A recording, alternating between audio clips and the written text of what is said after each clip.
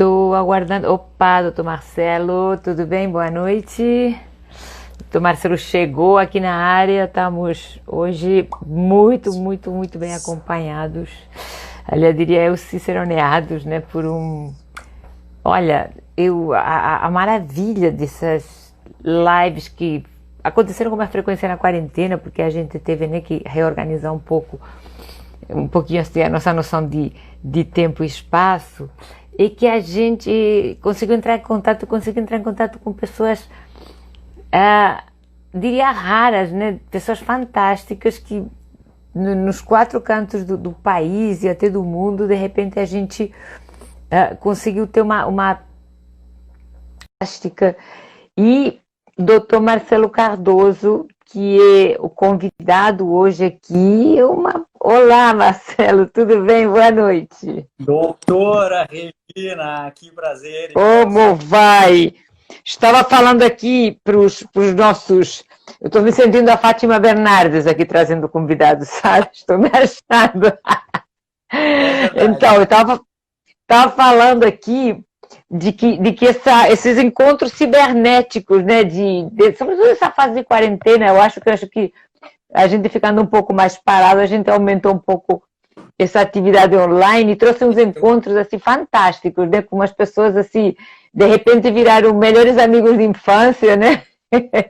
A mesma sensação, eu nem fazia live nenhuma e depois de março comecei a fazer e me lembro que a sensação foi bem, parece que criou um novo círculo, né, de amigos. Exatamente, bem interessante. E hoje, quando eu falei para o Marcelo a gente já fez várias, né, fazer uma nova live, ele trouxe um assunto, né, sobre o paradigma evolutivo e sobre como a gente tem brincado muito, né, eu brincava com o Felipe Viana, né, do Densa Nutrição, a gente fez uma brincadeira que a gente simplesmente é um sapiens depilado, né? A gente está muito afastado do nosso comportamento ancestral ou da nossa proximidade com a natureza ou dos ritmos. Eu acho que até estamos afastados do ritmo circadiano mesmo, né? A gente meio que detonou, não damos atenção a essas coisas, achamos que é tudo novidade, e pelo contrário, eu acho que a novidade é ruim, é o que nós estamos fazendo, né? Comendo um monte de porcaria, se afastando completamente dos ritmos naturais, não estamos dormindo bem, nos estimulamos excessivamente com luz artificial, comemos mais aditivos do que nutrientes, enfim, né? Por aí vai, né? E aí, o espaço é tudo seu, vamos lá. Vamos falar sobre esse paradigma evolutivo. Sabe o que essa é uma... Eu ia dizer assim, é uma pedra no sapato, mas não é que seja uma pedra no sapato, é um assunto delicado, é apaixonante para quem estuda, delicado para quem começa a estudar, que a gente sai da faculdade sem ter a menor noção disso. Menor. E eu quis trazer o assunto porque muitas das críticas que se tem hoje com relação a jejum, low carb, presença da gordura na dieta, o incentivo a um estilo de vida mais natural, muitas das críticas vêm do não entendimento dessa coisa chamada paradigma evolutivo. E paradigma evolutivo também é um assunto que é daqueles assuntos assim, tipo política e futebol, que mesmo quem não entende se sente na condição de opinar. De opinar, exatamente. Toma partido sem conhecimento e aí fala grandes bobagens com postura de certeza, que é uma coisa muito engraçada para quem estuda isso. Claro que, Regina, nós dominamos a nossa área, assim, né? Tem muitas coisas que eu não domino, tudo óbvio, né? A maior parte das coisas a gente não domina. Mas eu acho que a humildade na ciência está em querer aprender e quando não sabe, a gente vê que não sabe passar. Pergunta. E a gente pergunta, né? A gente vai a gente assume o que não sabe e passa a perguntar. Então, na nossa área, eu falo uma coisa mais ampla, assim, a área da saúde. Saúde, medicina, exatamente. então, etc. Bom, qual é a nossa função? A nossa função é promover saúde e qualidade de vida. Para, a princípio, se nós todos trabalhamos com seres humanos, então é fornecer, prover saúde para humanos, para pessoas. Então, como pode a gente sair de uma universidade com uma especialidade, seja qual faculdade for, limitado a técnicas que não levam em consideração a nossa realidade? Eu vou falar a nossa natureza, né? A nossa natureza humana, né? Isso, eu nem vou complementar, eu ia dizer assim, a nossa realidade biológica. Não. Porque assim, Regina, o que eu quis trazer hoje eu fui no meu canal do Telegram e disse assim, que eu ia trazer uma visão completamente diferente do que é o paradigma evolutivo, porque como as pessoas fazem isso, assim, se sentem no direito de opinar sem estudar, é um assunto que todo mundo acha que domina porque viu um filme, paradigma evolutivo é que as pessoas evoluíram dos macacos. Eu não participo dessa realidade, isso não é verdade. Porque bom, só nos comentários do post que a gente fez para anunciar a live, já começou a ter burburinho, né? Desde as pessoas que... Hoje de manhã teve uma pessoa que disse que não sabia como podia ser feliz sem pão e sem cerveja. Eu acho que é um conceito muito pequeno da felicidade, né? É um conceito, quer dizer, graças a Deus eu tenho intolerância a glúten, mas não tenho intolerância à lagosta, então consigo uma pequena parcela de felicidade ainda. Né? Nós íamos fazer umas anotações de pérolas da doutora Regina, essa eu vou usar agora, essa eu vou usar. Mas realmente, assim, esse pensamento limitado desse número de pessoas que... Convenhamos, né, Regina? Convenhamos, assim, ó. A média das pessoas, a média dos 7 bilhões de pessoas do mundo, a média das pessoas no mundo sabe muito pouco de muitas coisas e sabe muito de pouca coisa, né? Então, a média das pessoas é muito ruim na média de quase tudo que faz. Então, a gente para pensar assim, no que diz respeito ao estilo de vida, em geral, as pessoas erram muito. E por que erram muito? Justamente por causa do que nós vamos discutir nessa live aqui hoje, que é o seguinte, assim, ó, tem que acabar, pelo menos entre nós profissionais e entre esse nosso público, que é diferenciadaço, assim. O nosso público, meu, o teu, do Felipe Viana, do Henrique Altran, etc. O novo público dos novos profissionais é o público que se diferencia dos outros, da média, porque acordou e começou a ter dúvidas e fazer perguntas. E aí a mágica começa a acontecer. Para esse público inteligente que começou a fazer perguntas, qual é a explicação de o que é o paradigma evolutivo? Aí assim, ó, aí nós temos que pensar assim, eu vou ter que focar, a minha mulher deve estar assistindo a live, eu tenho que focar em duas coisas. Ó. Primeira coisa, em deixar a doutora Regina falar, urgente, primeira coisa. Mas segunda... eu já te falei uma vez que tem briga. Não deixa assim, você falar, depois eu vou na sua casa, no seu salão, na sua sala de visita e não deixo você abrir a boca. Isso aí. Então, primeira coisa, deixar a doutora Regina falar. Primeira coisa, minha mulher deve estar vendo, então tá. Então tem que deixar a doutora Regina falar. E a segunda coisa é não viajar demais. Porque eu começo a viajar, e assim, ó, eu gosto da medicina misturando assim, ó, a filosofia e a bioquímica, a fisiologia. Por que eu gosto disso? Porque isso torna palpável, torna real, assim, entrega para a vida da pessoa uma coisa que ela pode começar a fazer. E para as pessoas que estão assistindo a nossa live, se eu conseguir colocar tudo dentro desses minutos, eu pretendo mostrar para elas que a partir das 20 horas e 1 minuto, elas podem mudar a vida delas para o resto da vida.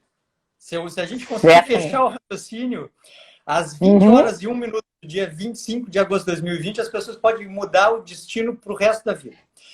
Dia de São Tiago, né? Dia de São Jaime hoje, São Tiago. Padroeiro da Espanha. Então, assim, ó. Então, eu não vou viajar muito. Não vou viajar muito. Eu vou viajar só um pouco. Gente, estão dizendo aqui que a minha tela está tremendo. A minha tela está tremendo? Você está me vendo tremendo? Dá uma falhada. Eu acho que é a internet, Regina. Eu acho que a internet fica dando uma falhada, assim, Mas eu acho que é uma questão da internet, assim. Acho que é uma da internet, porque para mim está quietinho aqui.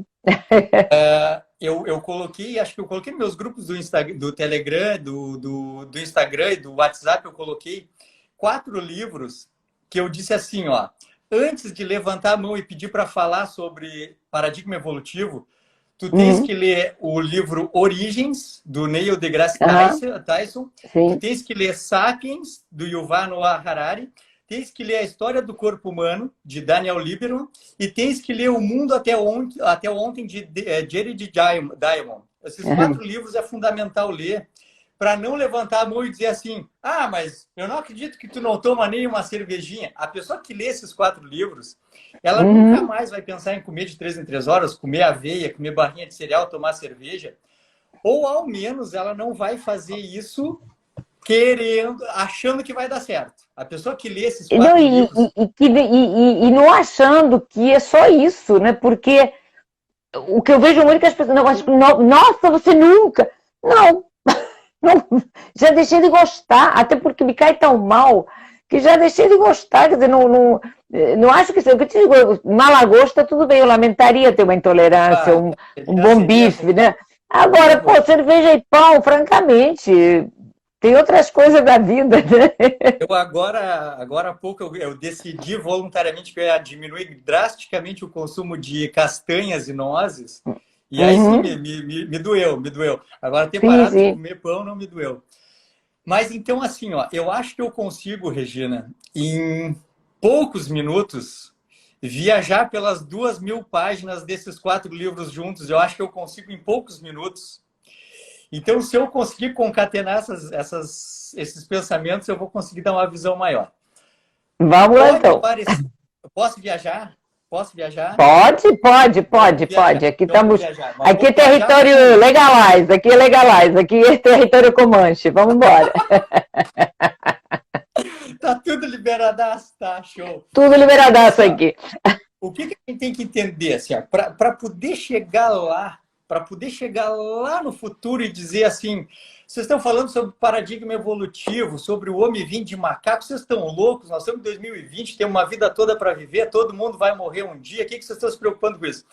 Por incrível que pareça, se a pessoa quiser ter certeza, assim, de como as coisas chegaram aqui, sinceramente, assim, ó, tá, não precisa saber tudo que eu vou falar.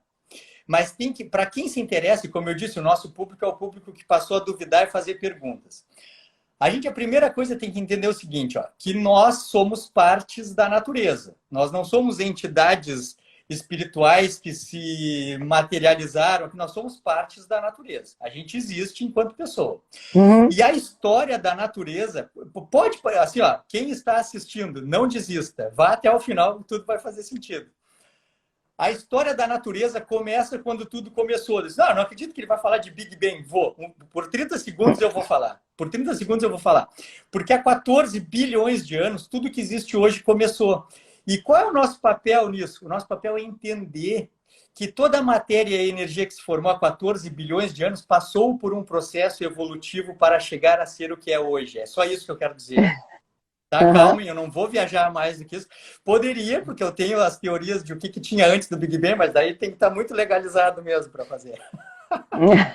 Então, assim, ó, toda a matéria e energia começou lá no Big Bang, 14 bilhões de anos, e as leis que regeram, preste atenção, pessoal, viagem, preste atenção, as leis que regeram a energia e a matéria para que, na aleatoriedade da explosão lá, gerassem o que existe hoje, essas mesmas leis regem as leis do nosso planeta, do nosso corpo, da nossa fisiologia hoje.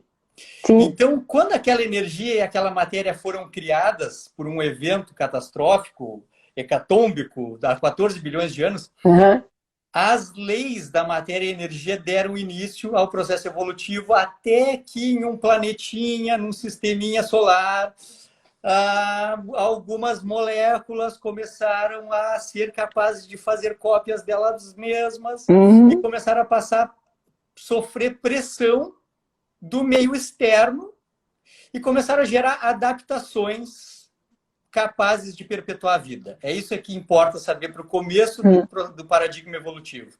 Moléculas passaram a fazer cópias de si mesmas, receberam estímulos externos e geraram adaptações para tornar possível a perpetuação da vida. O que é a vida, então? É a capacidade de se dividir, se reproduzir, viver e deixar descendentes que conseguem seguir fazendo o mesmo processo. Isso é a vida. Exatamente. Começou há 4,5 bilhões de anos.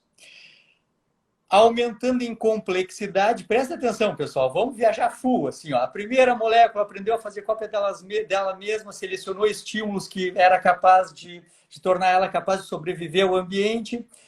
E com o passar dos processos evolutivos, a complexidade das respostas adaptativas foi aumentando, produzindo organismos cada vez mais complexos. Esses organismos cada vez mais complexos continuaram recebendo estímulos e aprendendo a gerar adaptações que tornassem eles mais aptos a sobreviverem ao ambiente, deixando outros descendentes férteis com as mesmas características que antecederam, e assim por diante. Até aqui, doutora Regina, as coisas estavam mais ou menos previsíveis, porque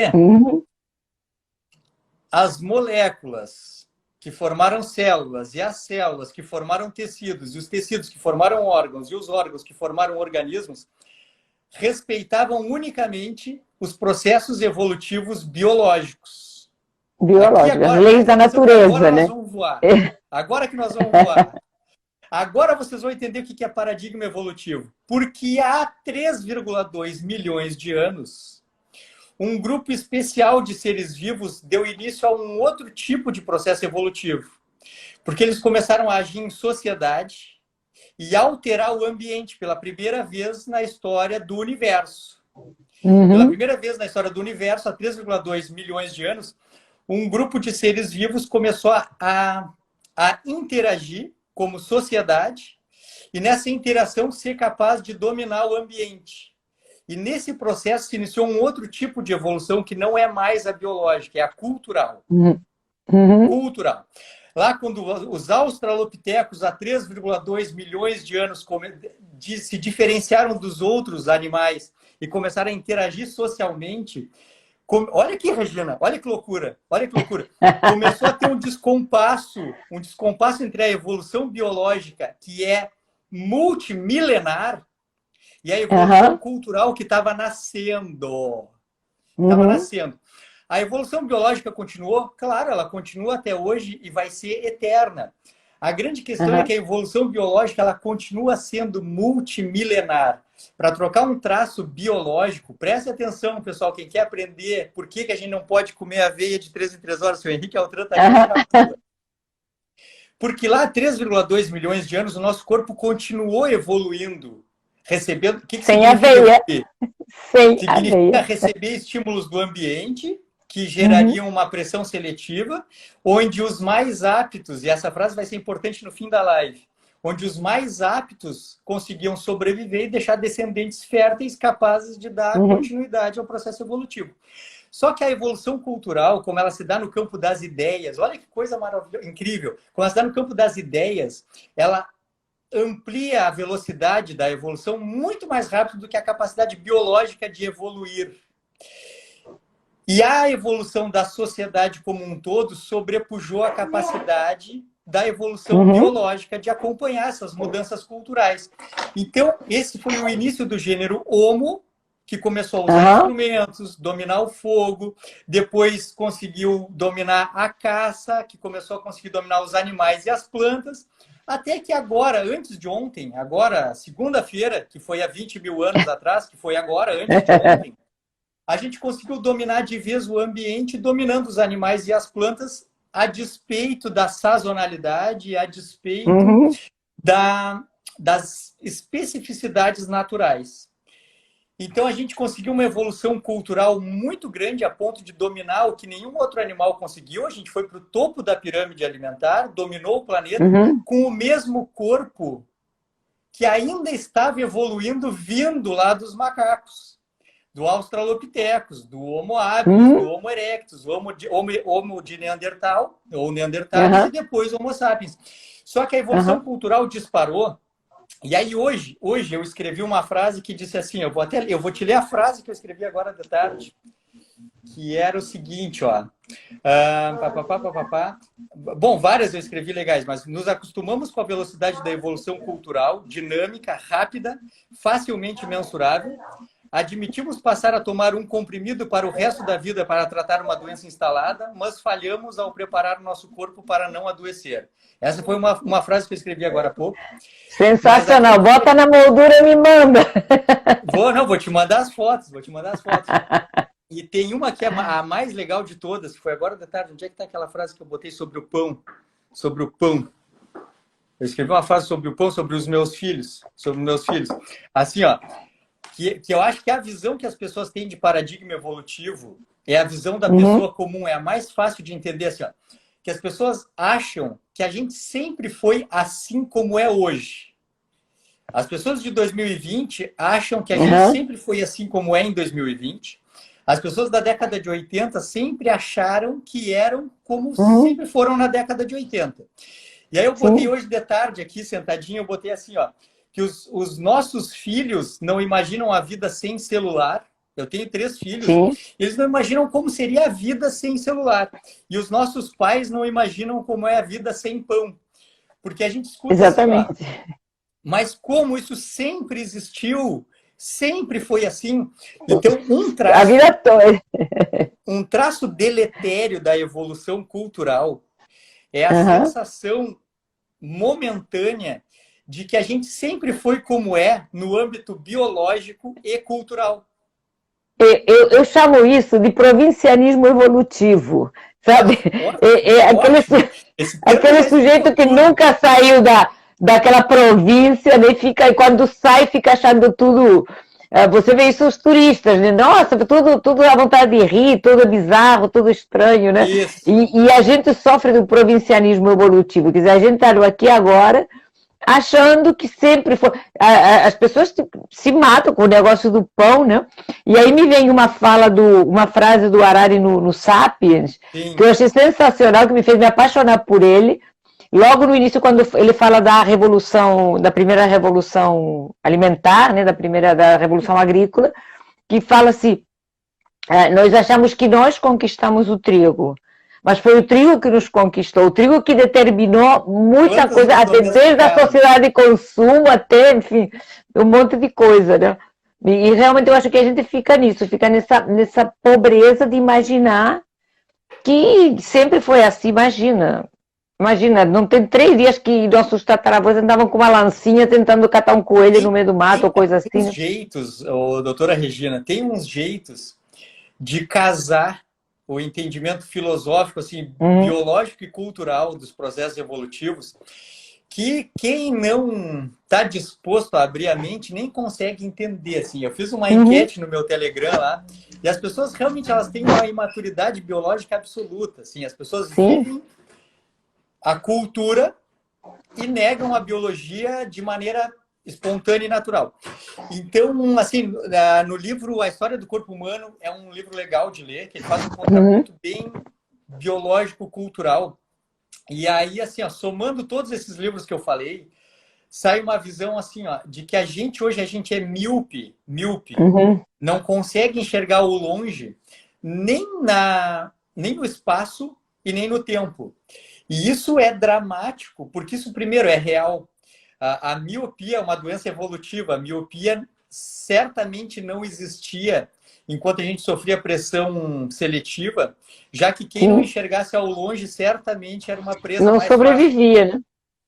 E hoje a gente tem muita miopia, que é a capacidade de não conseguir focar um objeto longe, porque a gente está aqui, ó, com o celular a 1 palmo, com o livro a 1 palmo, fechado dentro de um escritório, fechado dentro de uma casa.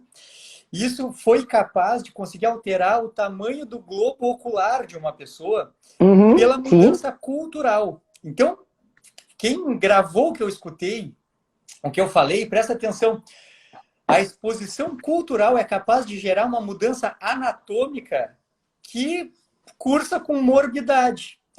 Imagina a gente ficar trancado dentro de uma sala, olhando para um celular, olhando para um livro, não sair para a rua, não ter estímulo visual ao longe. Os meus pacientes, eu digo assim, doutora Regina, saiam de dentro de casa, botem os pés descalços na grama, respirem fundo e olhem ao longe. Abraça a árvore, né? Olhem ao longe, porque provavelmente faz uma década que vocês não botam os pés descalços na grama, respiram ar puro e olham ao longe. Porque a gente está sempre dentro de uma peça de sapato, tapado olhando um celular. E isso Sim. é o que o Lieberman chama de disvolução. Sim. A gente tem um corpo que espera um estímulo biológico X, mas a gente não dá esse estímulo biológico porque alterou o comportamento cultural. Exatamente, a gente o nosso meio não conversa mais com o nosso DNA. Em todos os aspectos, no aspecto físico, de constrangimento físico, né, de ficar isso, trancados, no que nós botamos para dentro, quer dizer, como é que as nossas células estão, que tem essa sensibilidade para nutrientes específicos, e a gente as entope de nutrientes inadequados ou simples toxinas, né? Claro, mas Regina, olha aqui, ó, é aquela frase antiga assim, de que a ignorância protege, né? A ignorância protege.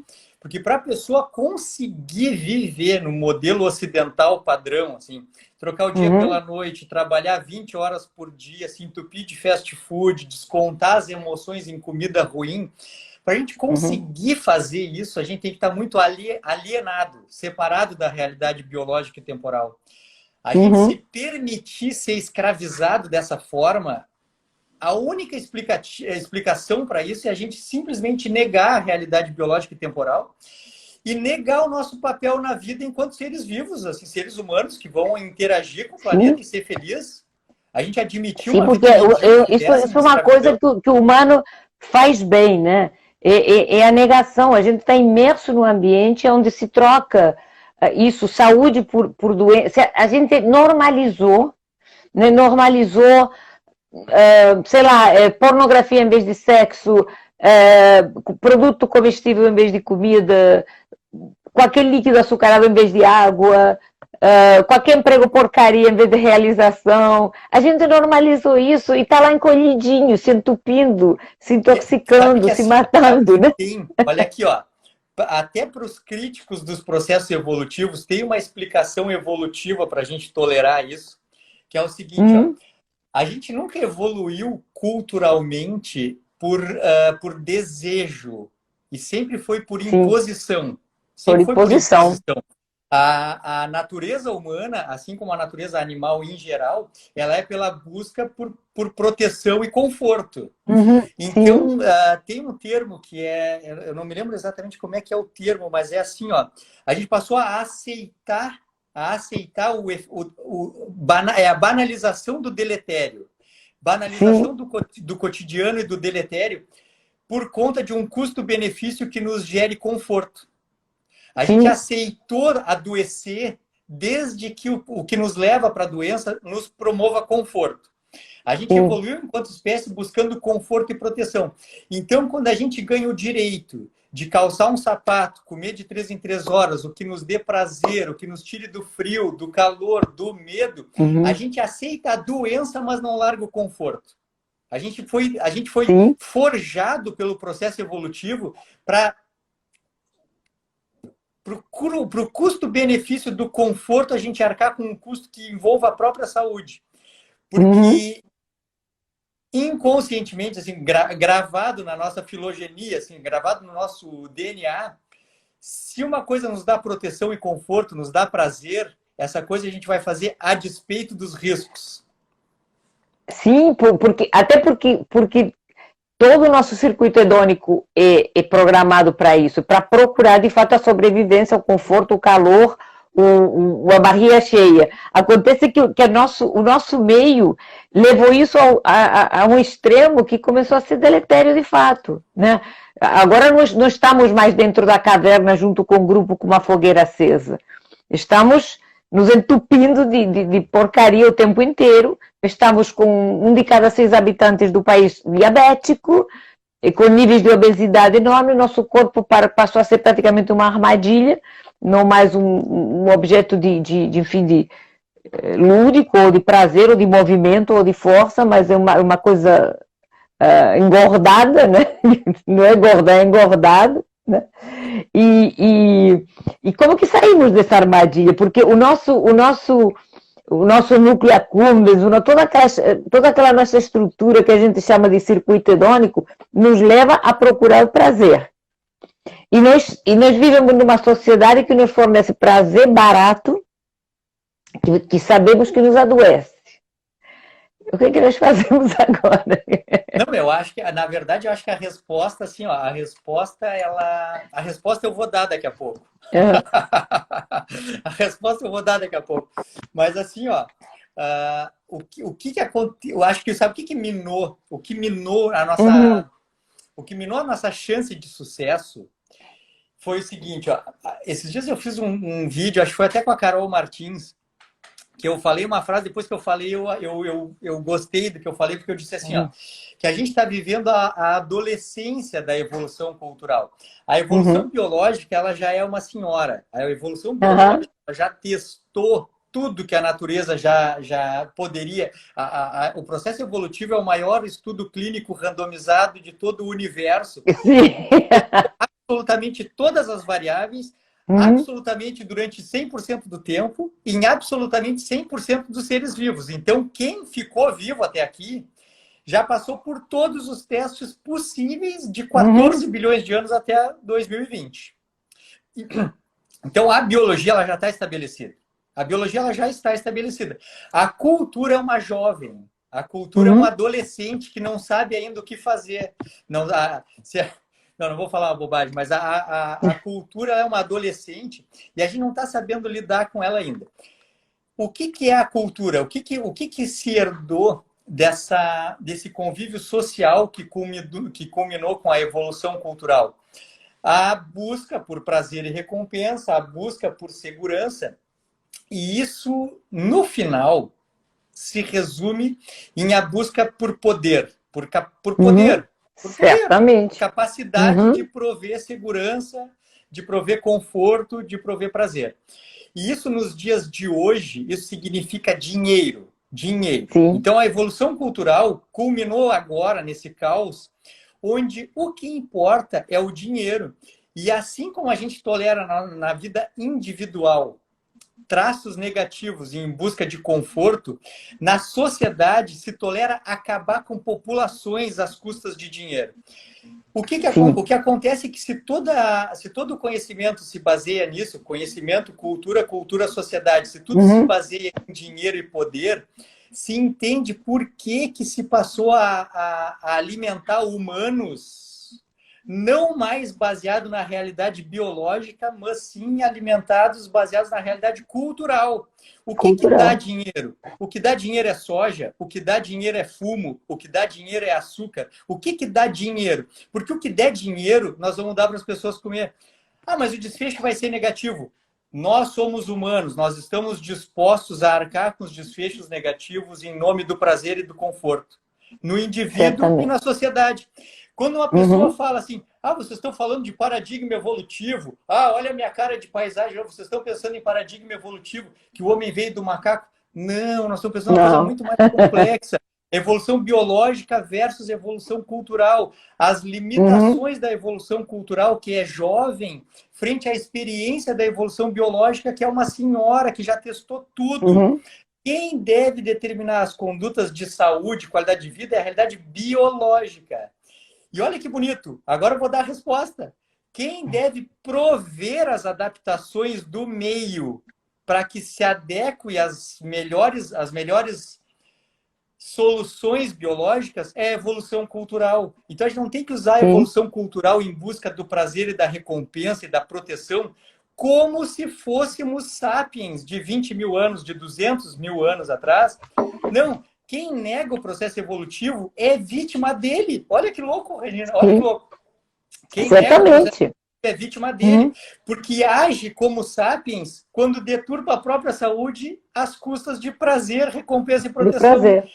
Se tivesse evoluído como um sapiens decente, usaria a cultura em favor da saúde e da qualidade de vida. E não em busca irracional por prazer, recompensa e poder. Olha que louco. Eu já apontei várias vezes uma coisa que eu acho é que hoje em dia comer direito, quer dizer, você tentar procurar aqueles alimentos com densidade nutricional e aos quais o nosso corpo está bem adaptado ou com boa resposta, é um ato político. É um ato político de rebelião. Exatamente. Porque nada mais antissistema, né? Justamente. Nada mais hacker, nada mais antissistema, nada mais anônimos, né? Para colocar até a máscara. Do que e completamente contra o sistema, né? Completamente contra esse sistema. Eu já percebia isso antes, aí depois quando eu comecei a me aprofundar estudando isso, eu percebi mais, e em cada enquete que se vê, isso fica mais claro. Esse descompasso biológico-cultural criou uma sensação assim, ó, de que quando tu tens que admitir, Regina, tu tens estômago, tu tens duodeno, tu tens pâncreas, tu tens fígado, tu tens jejum, tu tens seco, tem apêndice. Isso é ultrajante para as pessoas se imaginarem como animais. Quer dizer que eu tenho que comer como se eu fosse um animal? Não, eu tenho que me dê prazer. A pessoa se sente ofendida. Ofendida. Quando tu oferece opções alinhadas com a realidade biológica. E ela se sente engrandecida quando tu oferece opções baseadas na realidade cultural. Quando a cultura, na verdade, está no campo das ideias e a biologia que está no campo físico da saúde. Então, é um descompasso intelectual tão grande.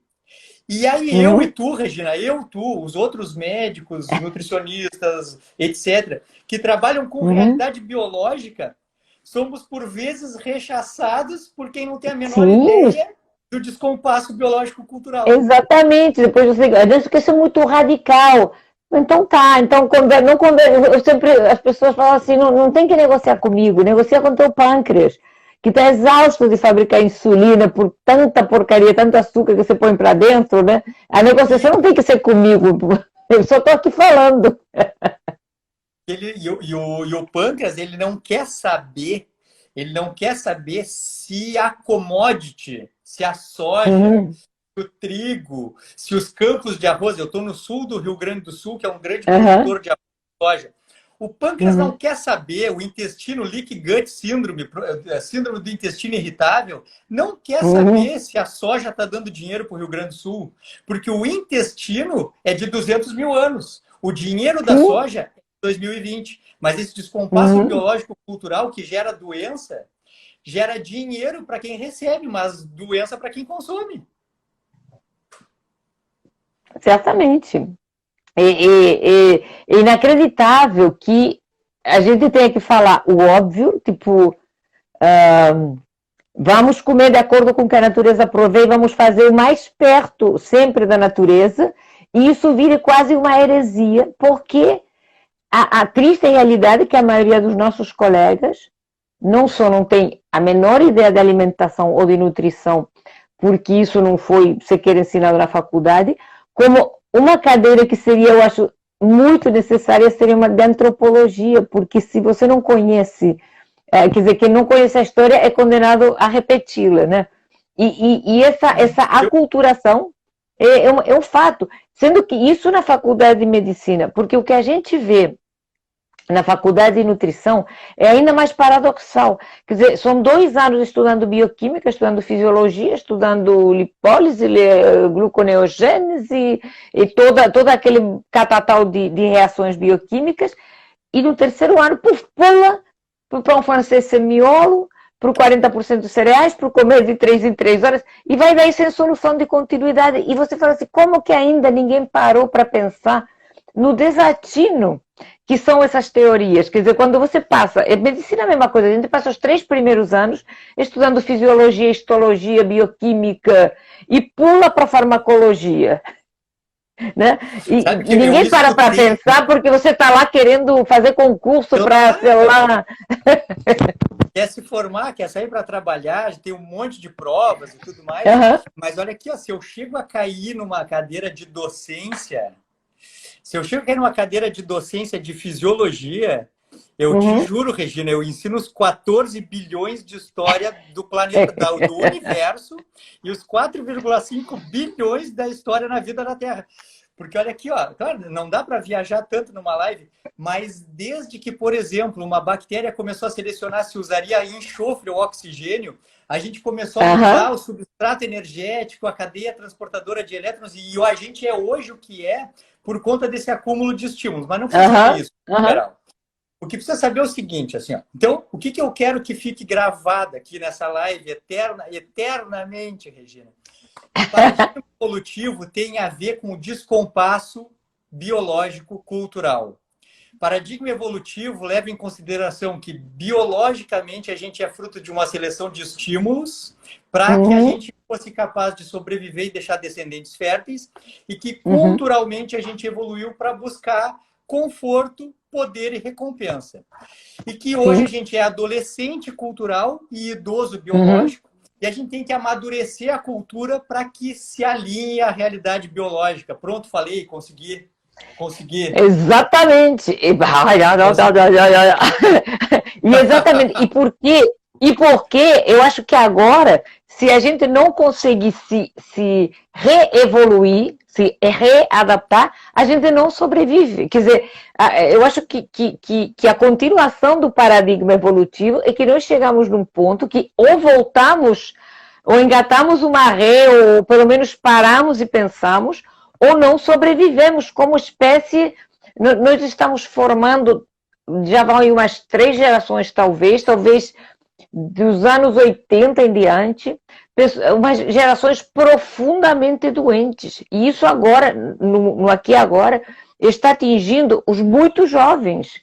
Porque na época que eu me formei...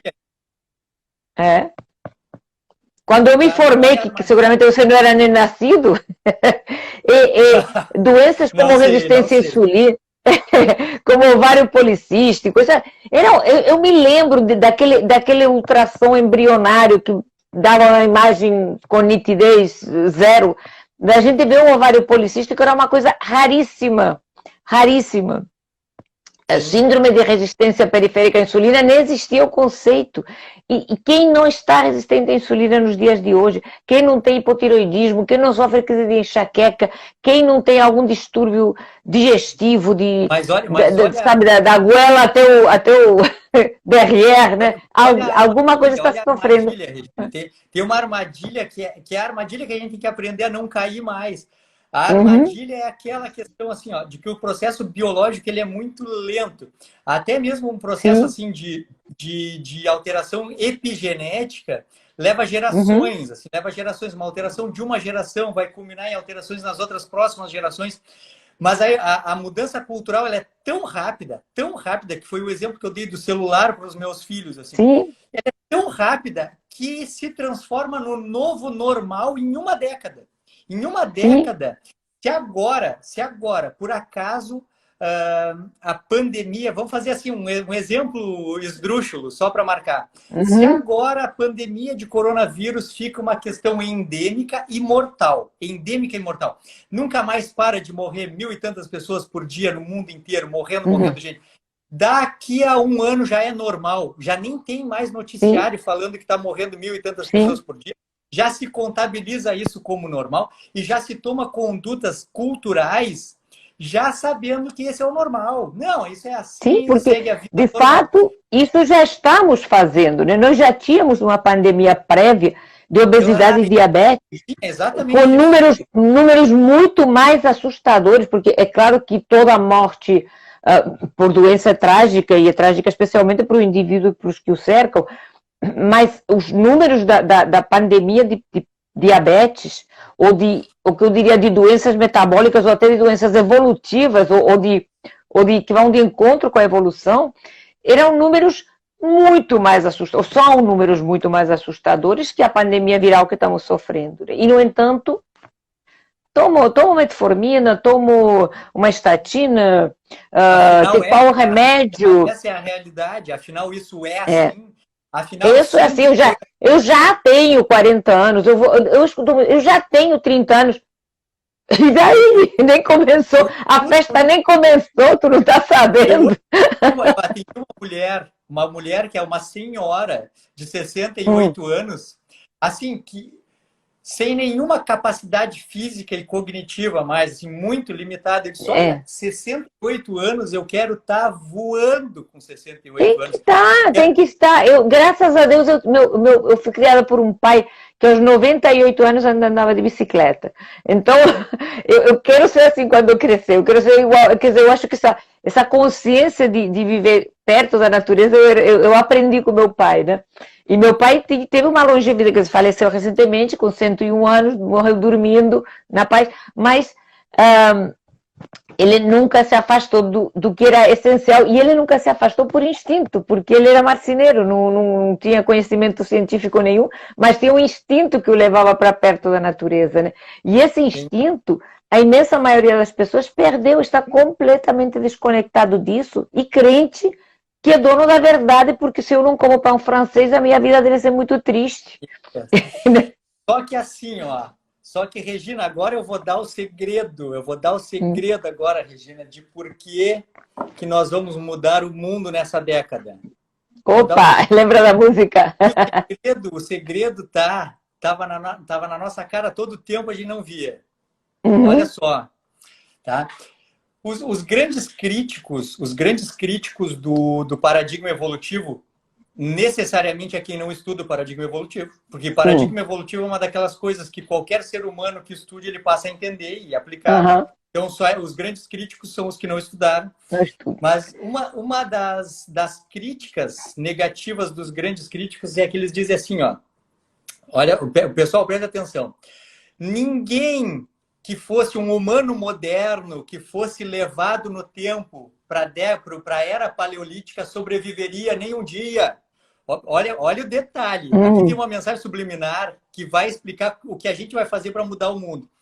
Nenhum ser humano moderno que fosse levado para a era paleolítica sobreviveria um dia naquela realidade inóspita. Nós não estamos mais adaptados a isso. E dizem assim também, ó, se trouxesse um homem paleolítico, um Homo sapiens do paleolítico e deixassem na nossa realidade hoje, ele não sobreviveria por conta das nossas questões culturais. Realmente isso é verdade. E isso está certo. Eu assino embaixo. Então, nós temos que entender assim, a biologia de ambos é igual. A biologia de ambos é igual. Homo sapiens sapiens, de 100 mil anos, Homo sapiens sapiens, de 2020. Biologicamente iguais, culturalmente diferentes. Então, a resposta para isso está nessa live aqui hoje, nas tantas outras que a gente vai fazer, que é o seguinte. A seleção natural de Darwin não disse assim, ó, o mais apto sobrevive. Darwin não disse isso. Eu aprendi isso há muito pouco tempo. Sabe o que Darwin disse? Darwin disse assim, ó, os mais aptos sobrevivem em cultura, sociedade. Não tragam um homem da época das cavernas, tragam 50. E não levem um homem de 2020, levem 50. Porque nós vamos voltar lá e vamos matar todo mundo e organizar nossa sociedade na era paleolítica. E 50 homens paleolíticos vão vir aqui e assumir o seu lugar na era moderna. Culturalmente, nós somos capazes de mudar muito rápido. Mas isso depende da sociedade. O mais apto sobrevive? Não. Os mais aptos. É a sociedade mais apta, né? É aquela sociedade que cria... O que nós vamos fazer a partir de agora, Regina, é usar o sistema contra ele mesmo. O que eu acabei de falar? Que a cultura muda de uma hora para outra. E a maior carga que um pai passa para um filho, ou que uma geração passa para outra, não é a carga genética, é a carga cultural. Agora, exatamente. 5 horas e 1 minuto. Se todo mundo que está assistindo a live começar a dizer assim, não, eu vou mudar a minha atitude, vou começar a me comportar melhor, organizar a realidade biológica frente à realidade cultural. Não vou mais admitir imposições culturais que neguem a minha realidade biológica. Vou buscar na evolução cultural melhores soluções para a minha realidade biológica. E fizer isso agora, às 21h, e fizer isso nessa década, a gente muda o mundo, porque a cultura muda muito rápido. E a biologia está preparada para a mudança cultural, já que a biologia é uma senhora que já está preparada para tudo.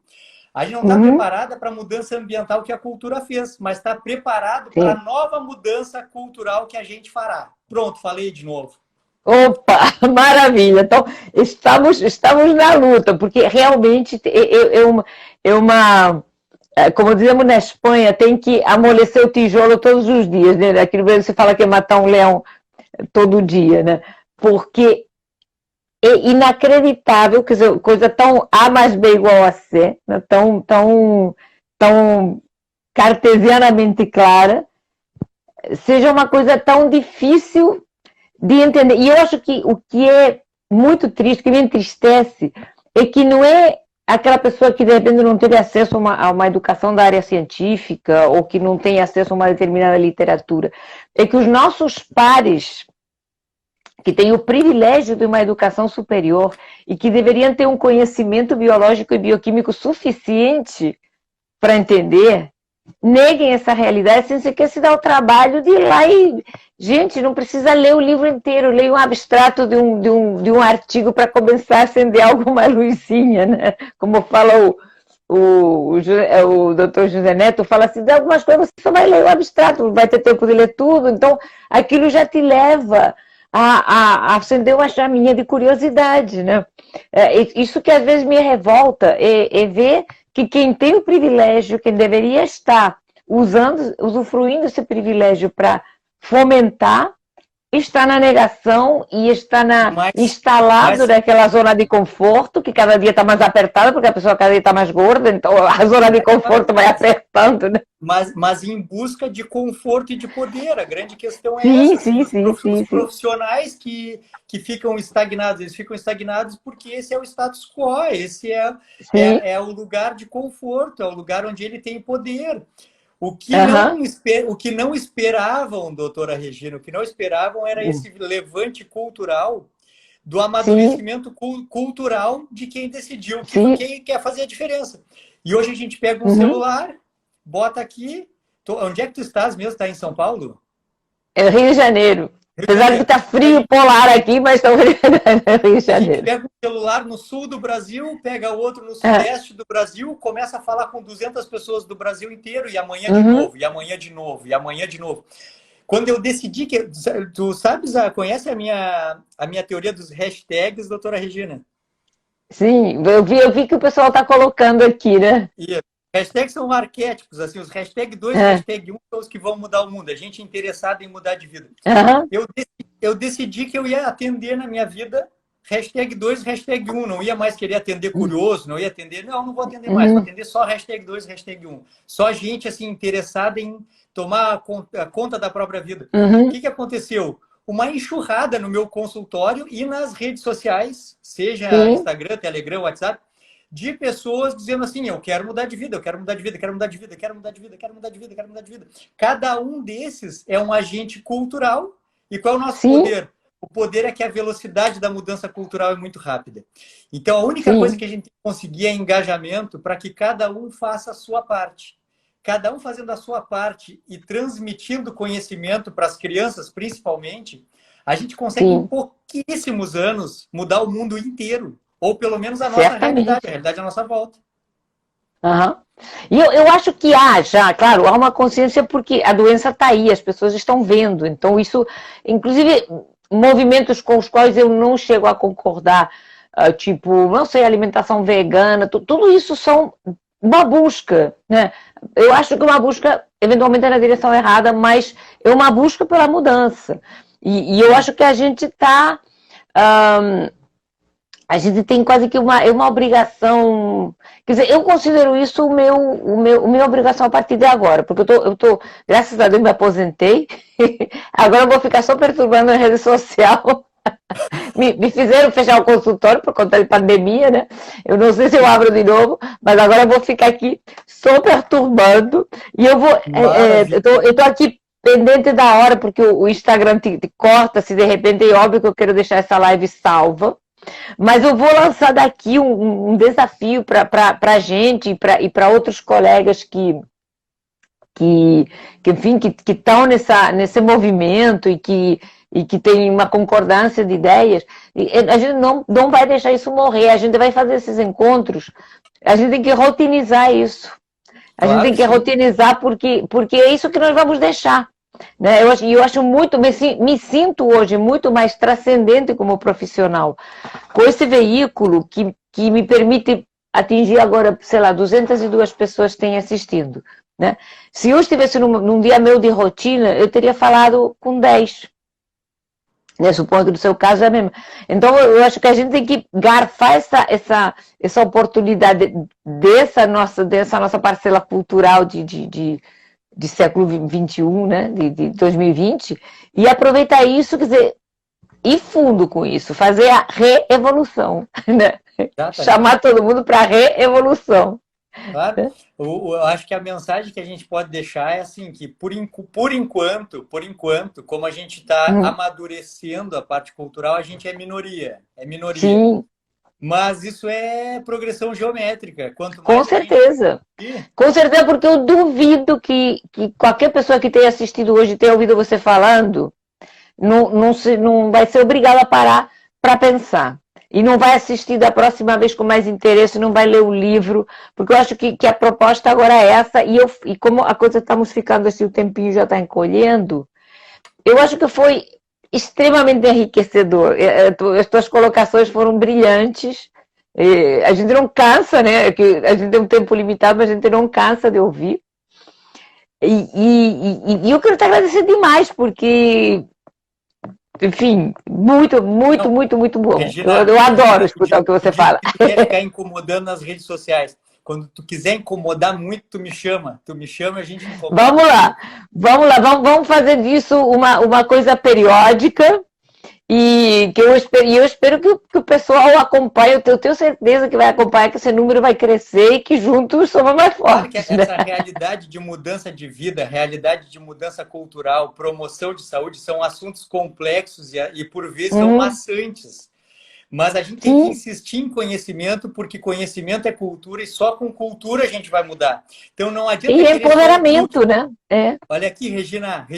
Aqui, ó. Não, eu quero o truque, eu quero perder peso. Qual é o truque para o diabetes? Quero a dica, né? Perder peso? Não queiram o truque, queiram o conhecimento, a cultura. Porque só com a cultura a gente vai mudar. Não é com o truque. O truque é o poder, é o conforto, é a segurança. A gente quer a cultura que é para dominar mesmo, mudar o comportamento. Certamente. Retomar o controle do nosso corpo e da nossa saúde. Isso é uma coisa que é possível, é perfeitamente possível. Antes que acabe, eu quero dizer uma outra coisa. Eu digo que eu era cirurgião. 2 minutos. Agora, eu já nem opero mais. Eu digo que eu era cirurgião, porque agora já não opero mais. Eu era cardiologista antes de vir a gente. Eu incomodo agora eu incomodo, mas eu era cirurgião. E aí, com a realidade cirúrgica, eu sempre conto isso, tirar um tumor, amputar uma perna, tirar a vesícula, operar tumor de pele, não é a cultura que eu estou operando. Eu estou operando a biologia. E a biologia adoeceu por conta da cultura. Enquanto a gente não mudar a cultura, os cirurgiões vão amputar pernas, tirar pâncreas, tirar tumores de intestino.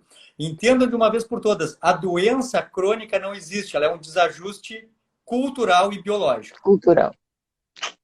Perfeito. Olha, eu acho que vai sair já aquele númerozinho chato dizendo que vai acabar. Mas eu não tenho nem palavras para te agradecer. E vamos repetir. Da próxima vez é na sua casa e você vai me deixar falar. Eu vou organizar a data, vou te chamar e vou ficar aqui tomando um cafezinho aqui, ó. Já sei até aí eu vou falar, depois eu te digo.